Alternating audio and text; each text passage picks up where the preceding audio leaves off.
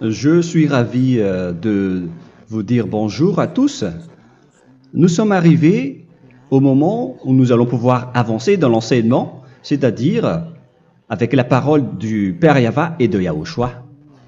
Nous allons suivre le numéro 16 de l'enseignement pour aujourd'hui. Donc nous sommes à nouveau arrivés au moment où nous allons pouvoir avancer avec l'enseignement qui porte le numéro 16 pour notre enseignement d'aujourd'hui. Et le titre de l'enseignement, c'est que vous devez être baptisé par Elia lorsque vous êtes convaincu. Et je vais continuer pour que vous soyez sauvés, pour que vous ne péchez plus. Justement, donc, vous devez être baptisé. Mais pourquoi devez-vous être baptisé? Pour quelle raison? Lorsque vous êtes vraiment convaincu, excusez-moi, la loi dit que il faut faire de toutes les nations des disciples et les baptiser après. Nous allons lire cette parole d'abord, qu'il faut faire de toutes les nations des disciples et les baptiser après, selon le livre de... Qui déjà? Marc. Attendez d'abord. Non, c'est Matthieu 28.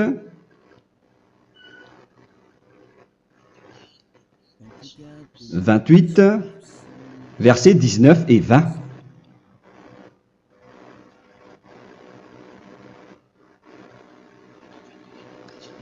Matthieu 28, 19, 20.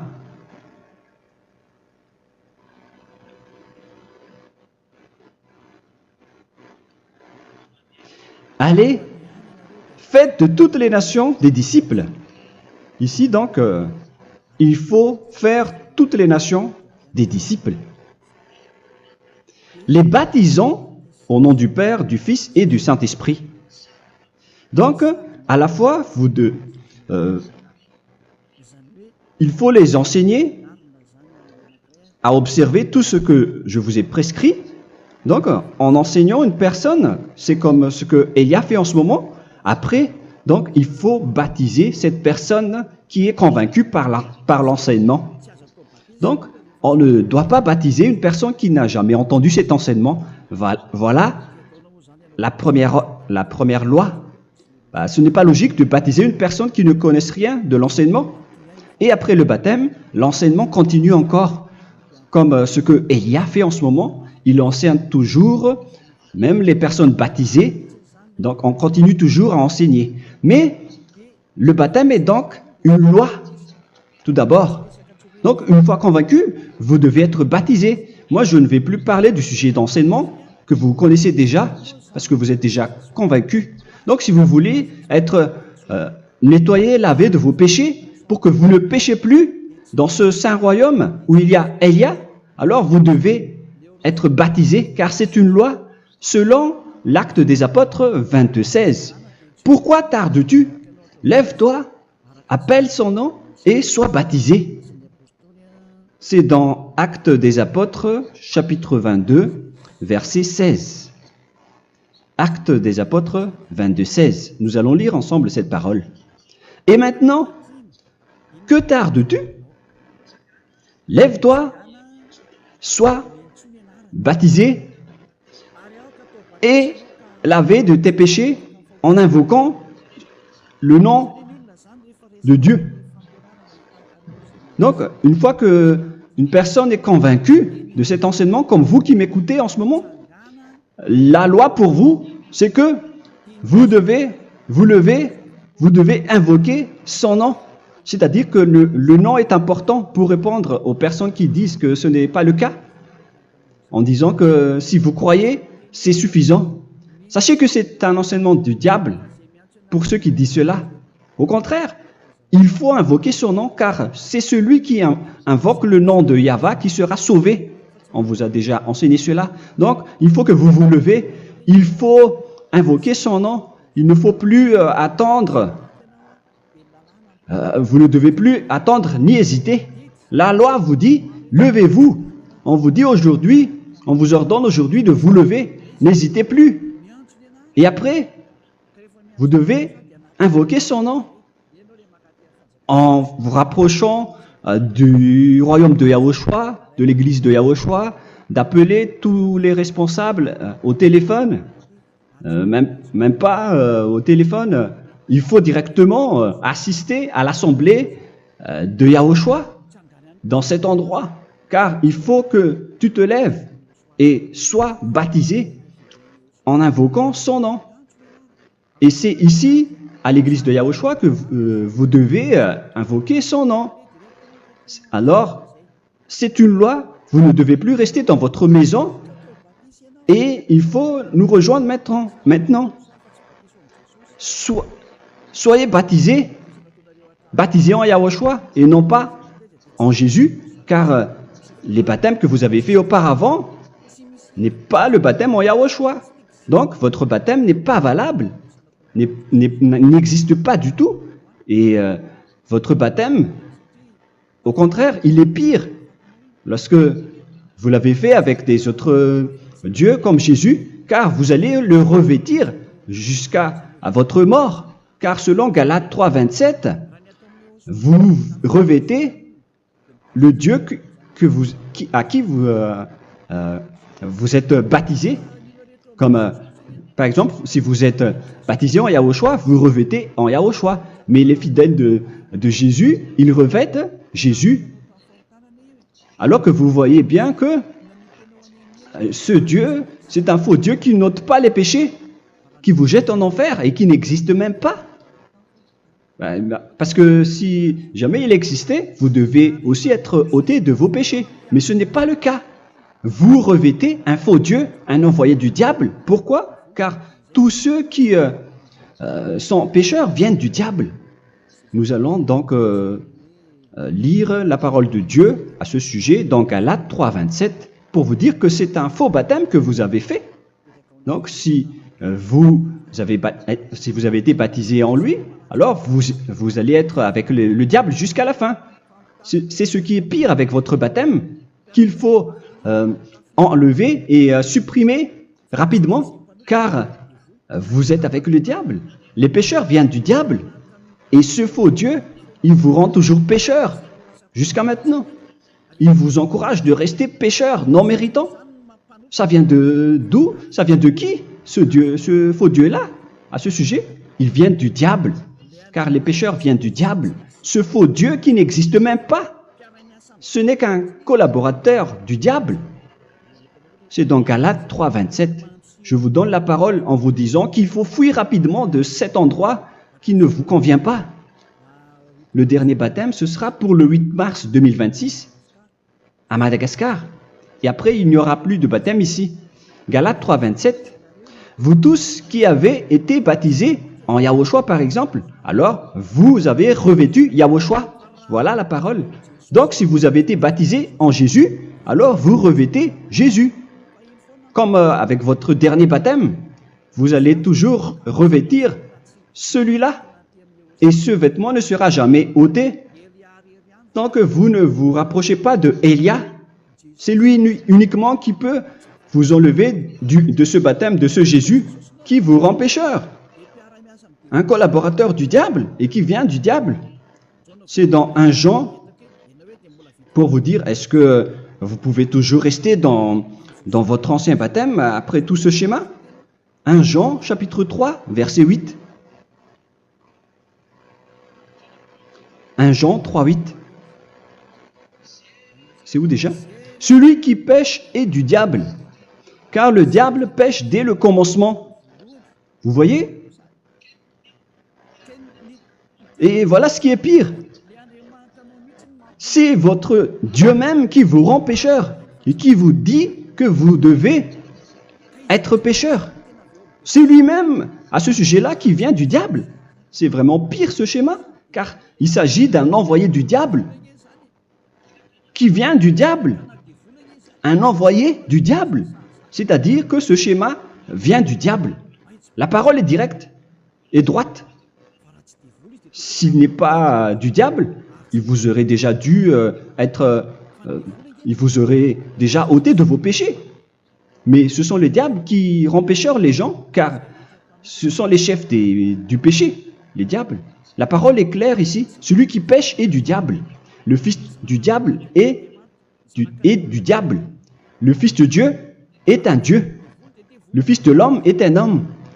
Et celui qui vient du diable est du diable comme lui. Lui, il vous a rendu pécheur pendant plus de 2000 ans. Il vous a jeté en enfer. C'est pourquoi on vous dit de quitter cet endroit et ce Jésus qui sera toujours collé à vous, à votre corps, qui est enterré dans votre peau. Vous ne serez jamais débarrassé de lui tant que vous ne vous rapprochez pas de Élia pour être baptisé en Yahushua, pour que ce sale vêtement venant du diable soit ôté de vous et qu'après vous allez être revêtu d'un nouveau vêtement qui est merveilleux, qui est Yahushua. Alors choisissez votre vêtement. Vous allez toujours être Jésus qui est déjà collé à vous, et une fois mort, vous irez en enfer, car il est déjà collé à vous. Soit vous l'enlevez directement à travers le baptême avec Élia. Le rendez-vous, c'est pour le 8 mars 2026. Vous allez être baptisé par Élia pour l'enlever, car ça n'existe pas du tout. C'est une tromperie pour vous. Ce n'est même pas un baptême. C'était le fait de faire entrer du diable à l'intérieur de vous. Si vous voulez être libéré de cela, vous devez vous rapprocher de Élia à travers le baptême pour que la parole soit bien placée dans Actes des Apôtres 22:16. Revoyons cette parole. Actes des Apôtres 22, quel verset déjà? 22:16. Voilà. Et maintenant, que tardes-tu? Lève-toi. Voilà l'ordre pour vous. Lève-toi, ne tarde plus. En invoquant son nom. C'est un ordre. Invoque son nom. Et sois baptisé et lavé de tes péchés. Car celui qui t'a rendu pécheur, c'est Jésus ou Jesus. Alors si tu ne veux plus pécher, alors enlève Jésus ou Jesus de toi avec le vêtement que tu as reçu lors de ton baptême avec lui. Il faut l'enlever, sinon tu ne seras jamais sauvé, épargné, car c'est déjà devenu un vêtement collé à ton corps. La seule solution pour toi, c'est de te rapprocher de Élia pour être ôté de tes péchés, car la loi est claire ici. Tu vas être lavé de tes péchés. Et c'est ici, dans cet endroit où il y a Élia, qu'il y a l'ôtement du péché. Pourquoi vous êtes ôté de vos péchés? Pour quelle raison? D'abord, vous êtes déjà lavé à travers le baptême. On vous nettoie.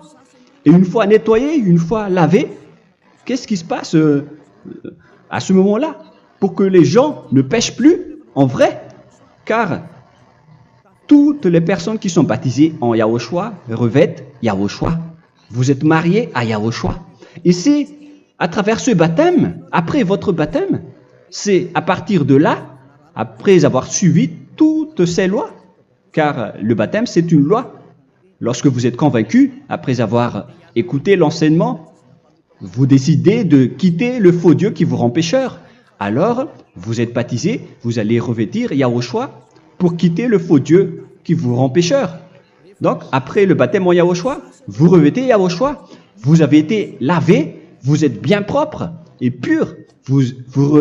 Vous êtes sorti comme une personne originale qui est merveilleux, très merveilleux devant le Dieu d'Abraham. Vous êtes complètement purifié jusqu'à votre fond de conscience à travers ce baptême venant du sang de Yahushua qui vous nettoie jusqu'au fond de toutes vos pensées, car le baptême marque la mort de Yahushua. Yahushua est mort pour vous verser son sang pour vous. Tout cela confirme votre relation avec Yahushua, car le baptême vous dit que vous êtes mort ensemble avec Yahushua et vous êtes ressuscité ensemble avec Yahushua. Vous avez été enterré avec lui et vous avez été ressuscité avec lui dans la vie éternelle. Voilà la vie avec Yahushua et le baptême avec Yahushua. C'est pour montrer la bonté de Yahushua pour chacun de vous concernant cette merveille. Voilà le baptême, c'est la mort avec Yahushua. C'est pourquoi je vous ai dit, en même temps, c'est la mort pour vous et c'est aussi votre purification. C'est dans Romains, chapitre 6, verset 4. Nous avons donc été ensevelis avec lui par le baptême en sa mort, afin que, comme Yahushua est ressuscité des morts par la gloire du Père, de même, nous aussi, nous marchions en nouveauté de vie. Donc, on était morts avec Yahushua à travers le baptême, et c'est après aussi que nous avons été ressuscités vers la nouvelle vie. Verset 5. En effet, si nous sommes devenus une même plante avec lui par la conformité à sa mort, nous le serons aussi par la conformité à la résurrection. Nous voyons bien ici que nous étions morts ensemble avec Yahushua à travers le baptême. Nous étions morts ensemble avec lui. C'est clair ici. On parle ici du sujet du baptême. Nous avons donc été ensevelis avec lui par le baptême en sa mort, mais pas avec autre chose. C'est clair alors à travers cette parole que c'est à travers ce baptême que nous allons avoir la même geste que Yahushua. Donc si vous voulez être ôté de vos péchés, vous devez entrer dans le baptême. Et une fois baptisé, la personne est intégrée directement au ciel des cieux. Mais il y a des étapes à suivre avant d'arriver là-bas, hein, ce que je suis en train de vous enseigner en ce moment, car l'objectif du baptême, avec la mort et la résurrection, et l'enterrement, après la fin de votre chemin, c'est le ciel des cieux. Et on parle de vous en tant que vivant. C'est dans Éphésiens chapitre 2, verset 6. Éphésiens 2, 6. Et il nous a ressuscités ensemble, c'est-à-dire ressuscités avec Yahushua après le baptême, et nous a fait asseoir ensemble dans les lieux célestes en Yahushua, c'est-à-dire au ciel des cieux. Voilà donc les avantages des personnes baptisées en Yahushua, ceux qui ne pêchent plus. Et l'objectif, les excuses, l'objectif, c'est d'accomplir la parole de Yahushua qui a dit « Ne péchez plus ». C'est ça l'objectif du baptême. Le baptême, c'est que vous n'allez plus jamais pécher. Selon la parole de Yahushua, qui se trouve où déjà? C'est dans Jean chapitre 8, verset 11. Jean 8, 11. Excusez-moi. Elle répondit, « Non, Seigneur. » Et Yahushua lui dit, « Je ne te condamne pas non plus. Va et désormais ne pêche plus. » Donc l'objectif de votre mort et de votre résurrection avec Yahushua, c'est d'arriver dans cet endroit où vous ne péchez plus. C'est la loi de Yahushua, la loi de la perfection que vous devez suivre. La finalité, c'est que vous ne devez plus pécher. C'est une loi incontestable, car c'est la justice en Yahushua. Il ne faut plus jamais pécher. Et c'est vraiment la vérité. Et il a même confirmé cette parole 2 fois, à 2 reprises, selon aussi Jean 5, 14, que nous allons lire également. Il a répété cette parole 2 fois. Depuis, Yahushua le trouva dans le temple et lui dit, « Voici, tu as été guéri. Ne pêche plus. » Excusez-moi. Ne pêche plus, de peur qu'il ne t'arrive quelque chose de pire. Donc il ne faut plus rappeler vos péchés, sinon le pire va vous arriver. Et vous voyez, vous, les personnes pécheurs qui m'écoutez en ce moment, où est votre finalité? Est-ce que c'est bien? Réfléchissez. Les personnes parfaites, ce sont les personnes qui ne pêchent plus. Contrairement à vous qui dites que vous êtes toujours des pécheurs, qui ne méritent pas le ciel des cieux. Vous l'avez dit par vous-même. Mais maintenant, Élia vous appelle. Vous allez mériter le ciel des cieux si vous vous repentez et si vous acceptez le baptême en Yahushua. Pourquoi? Pour quelle raison? Car vous n'allez plus jamais pécher. Par quel moyen? C'est par le programme du Père Yahva. Car une fois que la personne est baptisée, la personne boit le Saint-Esprit. Il y a donc un esprit qui va être approuvé, qui va être bu, comme une source illimitée dans son ventre, selon la Sainte Écriture.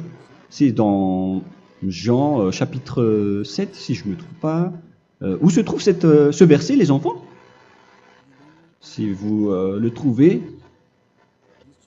la parole qui parle de la source qui est illimitée, c'est dans Jean 7, 37 que nous allons lire ensemble.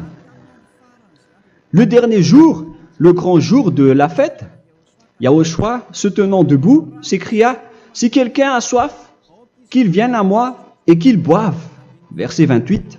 « Celui qui croit en moi, des fleuves d'eau vive couleront de son sein, selon, comme dit l'Écriture. » Il y aura donc de l'eau vive qui couleront dans son ventre. Verset 39. Il dit cela de l'Esprit qui devait recevoir ceux qui croyaient en lui, car l'Esprit n'était pas encore, parce que Yahushua n'avait pas encore été glorifié. On reçoit donc un Esprit venant de Yahushua pour ceux qui le croient et qui sont baptisés. Et on le reçoit vraiment lors du baptême. C'est dans le livre de 1 Corinthiens que nous allons lire, dans le chapitre 12. Quel verset déjà? On doit chercher un peu. 12 et 13. 1 Corinthiens, chapitre 12, versets 12 et 13. Car comme le corps est un et a plusieurs membres, et comme tous les membres du corps, malgré le nombre, ne forment qu'un seul corps, ainsi en est-il Yahushua. Nous avons tous en effet été baptisés dans un seul esprit, pour former un seul corps, soit juif, soit grec, soit esclave, soit libre. Et nous avons tous été abreuvés d'un seul esprit. C'est dans le baptême, donc qu'on reçoit l'esprit unique, un seul esprit. Donc si vous êtes baptisé en Yahushua, vous abreuvez l'esprit venant de Elia, venant de Yahushua. Vous abreuvez un seul esprit venant de moi, un esprit non pécheur et qui vous rend non pécheur. Donc, tout le monde boit un seul esprit selon la Sainte Écriture. Nous avons tous en effet été baptisés dans un seul esprit. Vous recevez donc ce seul esprit à travers le baptême. Et qu'est-ce qui se passe après? Le Saint-Esprit va vous guider désormais. Vous le recevez lors du baptême et celui qui va vous guider pour que vous ne péchez plus. C'est dans Jean, quel chapitre déjà? Je ne me souviens plus. C'est dans le chapitre 14, peut-être 14, 23.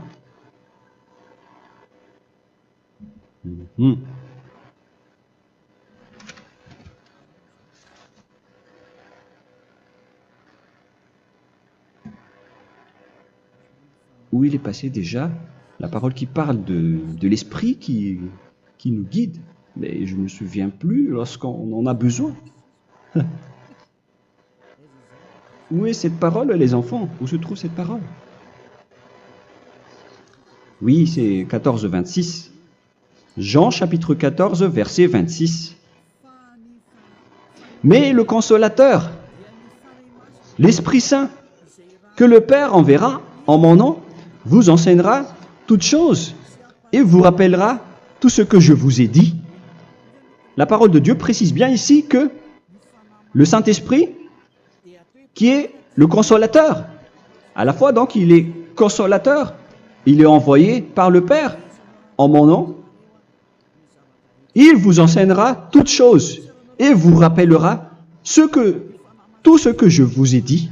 C'est le Saint-Esprit donc qui vous enseigne, qui vous guide avec toutes les choses que vous avez besoin dans votre relation avec Yahushua. C'est lui qui est le vrai enseignant, le vrai guide, qui vous guide dans votre chemin. C'est dans Jean 16, 13, peut-être. C'est dans Jean 16, 13 que nous allons lire ensemble.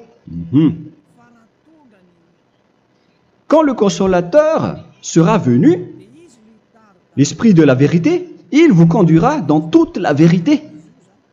Il vous conduit, il vous guide, il vous enseigne en même temps. Et à quel moment vous allez faire du mal à ce moment-là? Car en tant que consolateur, il vous frappe, il vous gronde. Il vous gronde à travers votre esprit, à travers votre conscience. Et c'est vraiment dur. Hein. Vaut mieux être attrapé par un taureau que d'être attrapé par sa conscience. Donc c'est à travers votre conscience qu'il vous guide. Mais si vous ne voulez pas être consolé ni conseillé, si vous ne voulez pas être corrigé, vous revenez vers le mal, 7 fois plus de mal. C'est pourquoi les gens quittent Yahushua, car ils ne veulent pas être consolés et guidés par le Saint-Esprit venant de Yahushua. C'est pourquoi les gens quittent et abandonnent Yahushua, car ils veulent toujours continuer à faire du mal. Mais si une personne veut vraiment être avec Yahushua, avec son cœur, cette personne ne sait plus faire aucun mal. Il ne sait plus faire ça, car elle est déjà guidée par le Saint-Esprit. Quels sont alors les fruits du Saint-Esprit, le résultat du Saint-Esprit avec une personne?